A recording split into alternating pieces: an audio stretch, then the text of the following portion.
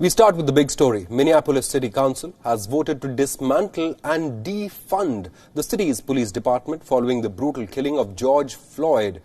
The council has also recommended that the city adopt a community policing model despite strong opposition from the mayor himself. Remember, this is the same city where an unarmed black man, George Floyd, was killed at the hands of a white police officer.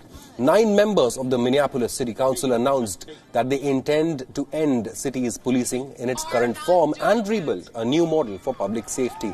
With 9 votes, the council, which enjoys veto-proof supermajority, made its announcement as protests stretched into the 13th day across the United States of America.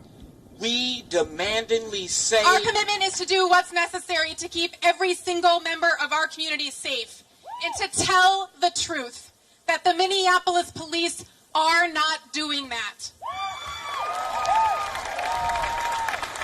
Our commitment is to end our city's toxic relationship with the Minneapolis Police Department, to end policing as we know it, and to recreate systems of public safety that actually keep us safe.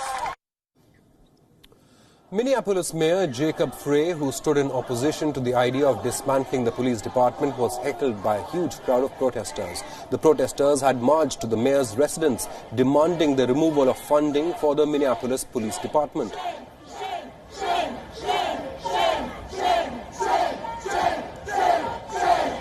If you're asking whether I'm willing to do everything I possibly can throughout the rest of my term to make sure that the police union, the police contract, the arbitration system, and some of these policies that have resulted in problems specifically for black and brown people, and murder, by the way, over a series of generations, I'm all for that.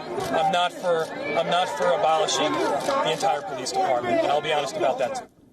After days of protests, President Trump has ordered the National Guard to start the process of withdrawing from Washington, D.C. Earlier, around 5,000 National Guard personnel were deployed across 11 states to ensure peace as protests over brutal killing of George Floyd took a violent turn. However, Trump's tweet did not specify whether all National Guard forces would be withdrawn or it would just be out-of-state troops that would be leaving.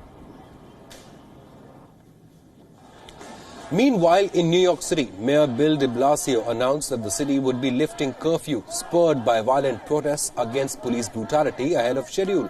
Just more than 2 hours after the curfew had passed, thousands of demonstrators continued to march in Manhattan and Brooklyn.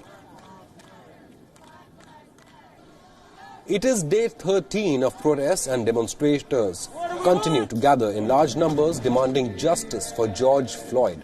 Despite experts' concerns about coronavirus spread during these protests, the crowds were seen defying social distancing rules, decrying police brutality and white supremacist ideology.